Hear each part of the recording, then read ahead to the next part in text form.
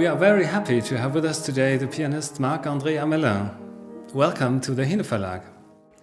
You've just given a concert here in Munich last night and will play in Belgium tomorrow. So thank you very much for taking the time to visit our publishing house for this interview. It's a pleasure. It's wonderful to see the offices. You know what your facility looks like here. It's wonderful. Up to now, I mean, for I think any pianist, you know, all you are blue covers.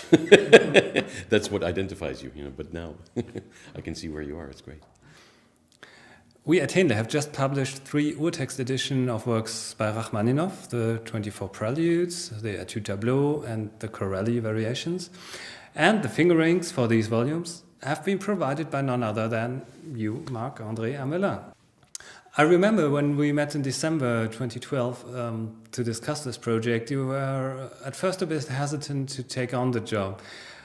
Were you skeptical about the idea of adding fingerings in general, or maybe was it because of Rachmaninoff in particular? For example, how well did you know the works that I mentioned before? Well, I think at first I was hesitant because I didn't know whether editions really needed fingerings. And I still think that there are quite a few passages and sections of works which are so obvious that they really don't need any commentary or fingering elucidation from anyone, really. But there are actually, after examining these works closely, I can say that there are indeed suggestions that are possible to be made, above and beyond what Rachmaninoff has already provided. So that's what I set out to do. In a few places, Rachmaninoff added fingerings himself, and they are very original sometimes. Have these fingerings been illuminating to you in some way? I mean, does it tell you something about the way he wanted his pieces to be performed? Well, first of all, when I saw that he provided some fingerings, of course, I wasn't going to change them. And I don't think, I mean, this is a little bit long ago that I did these fingerings, but as far as I remember, I did not suggest any alternates when he provided his own, because I figured that he had specific results in mind. In one particular case, which I think is one of your questions, it's very, very clear that the fingering that he indicates, it's in the 4th Études-Tableaux, Opus 39, really has an influence on the musical result. And it's a very, very simple thing. So it's a simple descending scalar passage. But it's sort of a very marcato sort of style of music. So what he indicates is thumb and second finger. Thumb on the black key, which in music of the classical period is considered taboo, you know, but here it's perfectly acceptable, and there's an accent at the end of the scale. So it helps the rhythmic contour of the piece.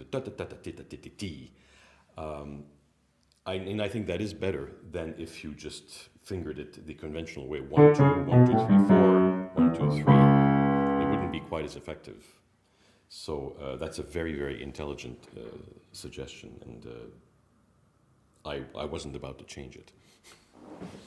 So that's just one example.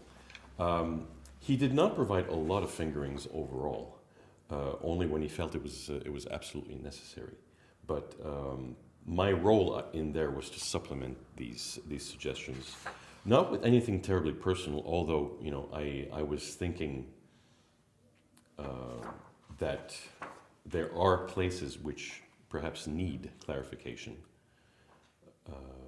depending on your level of pianistic ability in order to tackle these things.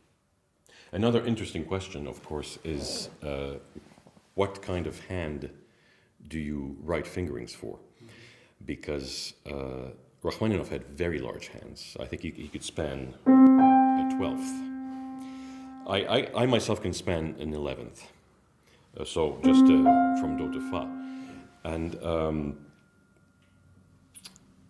Generally, I tried to stick to fingerings which would benefit a large hand, even though there are many pianists who tackle these things, who happily tackle these pieces, who have very, very small hands.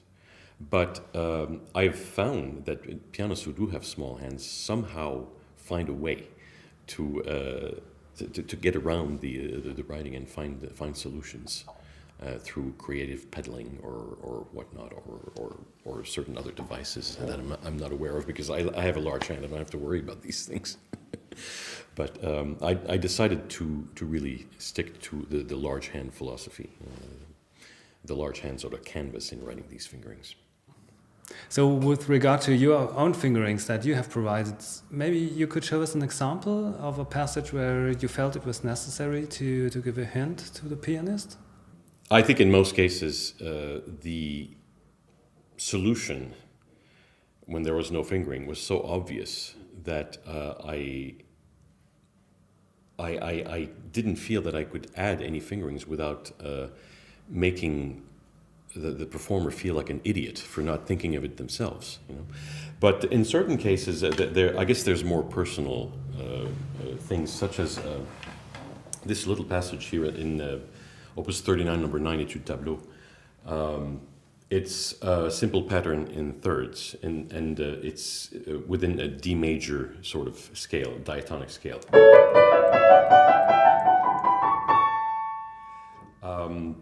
If you would follow the sort of accepted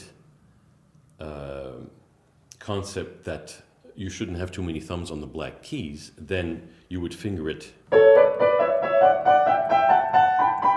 taking care to put second fingers on black keys. But personally, I find that it helps to have as much of the same movement as possible with each of these firsts. So I put a thumb and third finger on every eighth note.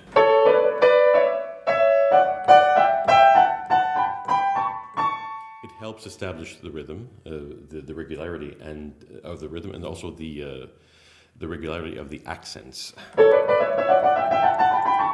Instead of, which is pretty much how you would finger a scale in thirds. So that's just one example, really. Are there pieces that you got to know better while working on the fingerings, and perhaps would consider playing them now more often in your concerts, or maybe for the first time? I have to say that I haven't played all of these pieces, but working on these fingerings would definitely encourage me to explore this literature further. I don't think I would necessarily play all of them, but there are some which I hadn't been as attentive to as I should, and which would make a perfect addition to some of the programs that I offer. And to answer another possible question, I think it is perfectly possible to offer fingerings for things that you haven't played before. You approach this sort of thing in the same way as you would when you're learning a piece. Finding fingerings is part of that process, whether you are playing the piece or not. What would you say? Which place does Rachmaninoff occupy in your repertoire in general? I think I'm very likely to play more Rachmaninoff in the future. I added a few preludes in my repertoire a couple of years ago, and I'd definitely be interested in looking at more of the Études-Tableaux. I can't tell you how many people have actually said, that you should look at the first sonata, because they really, really love it. The couple of times I've heard it, I have to say that it did not make an immediate impression, but that doesn't necessarily mean anything, because I can think of other composers, Mettner, for example, which don't make an immediate impression at first hearing, but then, they gradually, the music takes hold of you, and I'm sure that in some of Rachmaninoff's works, and it's the case as well. On the other hand, I think that something like Rachmaninoff's Chopin Variations is a very appealing piece, but it hasn't really received its due. I mean, pianists are much more readily tackling the Corelli Variations, but I think the Chopin Variations, even though it's an early work, is very, very worthy of anyone's attention. I'm going to say, in a concert setting, it might be a little hard to digest having all 24 preludes. I used to play all of Iberia in one concert, and I thought it was a marvelous idea, but some people told me it's a lot of Spanish music in one recital, and in a rather long recital too, because I also used to add Navarra. I think there is a case to be made that there will be never enough Rachmaninoff recordings, because he's such a vital presence and continues to be, and I think his presence in our lives is really growing, and it's especially amusing to consider past critical opinions of his music. If you look at the 1954 Grove, there was an article, the entry on Rachmaninoff written by Eric Blum, who was the editor, said that on the whole the music doesn't have much future. If you can imagine that. But at the time, Rachmaninoff really wasn't to us what he is now. He's become a necessity. So do you think there are differences perhaps between America, Europe and Asia with respect to Rachmaninoff's reputation or to the popularity of his works? I think the Rachmaninoff's reputation is growing everywhere. I think he's really essential for all of us. The immediacy, the wonderful melodiousness of the music, and the way he just plunges directly into our hearts, all of that. We finally realized what a great musician he was, and as I said, what an essential ingredient he is to our lives. You've also played in Russia, in Moscow. Do you think there's a special feeling about it, to play maybe in the same venues as Rachmaninoff did, in front of a Russian public? Oh, I think definitely. And I have. I remember one of the last concerts I gave there was, I did the second sonata, the 1931 version, also with a couple of preludes before. And I have to say that for one reason or another, there was a special warm feeling, and perhaps an added sense of occasion when playing these for an audience who just lives, breathes, and talks Rachmaninoff, and eats Rachmaninoff.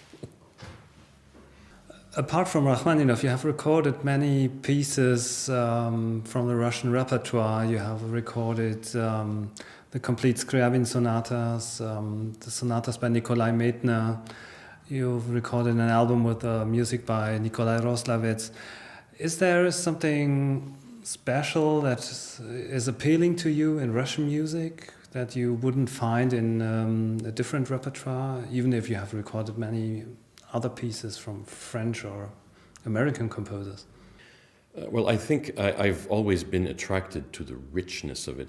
That's the word that really comes to my mind the most, is that there is an incredible richness, and there's an unbelievable melding of craft and true inspiration. Of course, you could say that about Bach and Beethoven, but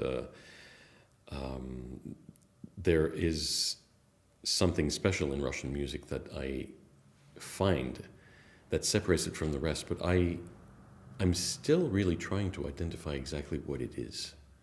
Of course, there's even Russian music varies in interest, of course. But the best is among the very greatest that I think there is, and sometimes in very many different ways. And there's quite a few Russian composers which are, well, they clearly deserve more of our attention. I'm thinking of Lyapunov and his Transcendental Etudes, which are really masterpieces of their kind, marvelously conceived for the piano with some wonderful ideas, and a composer named Georgi Catoir, who was in really complete obscurity for most of the 20th century because he's mostly remembered as a composition teacher at the Moscow Conservatory. But his miniatures are really marvelous and I think surpass a lot of what, for example, Lyadov or Rimsky-Korsakov wrote. They really surpass him in interest. So, I mean, these are just examples. But the font of Russian literature is very vast and very worthy of further exploration. It's not always easy to get access to the printed music, of course, but at least now, in this day and age, it's easier than ever. So you're not only a world-class pianist, but also a researcher, a musicologist in a way? Well, I wouldn't elevate myself to your position, of course, but let's say I'm a great enthusiast. In conclusion, it should be mentioned that Marc André Hamelin not only provided the fingerings, but also gave us valuable advice with regard to possible mistakes in the historical editions, especially missing accidentals. So, we are convinced that our Rachmaninoff Urtext editions offer you the most reliable musical text there is today. And of course, we're looking forward to our upcoming joint projects. There will be certainly more Rachmaninoff in the future.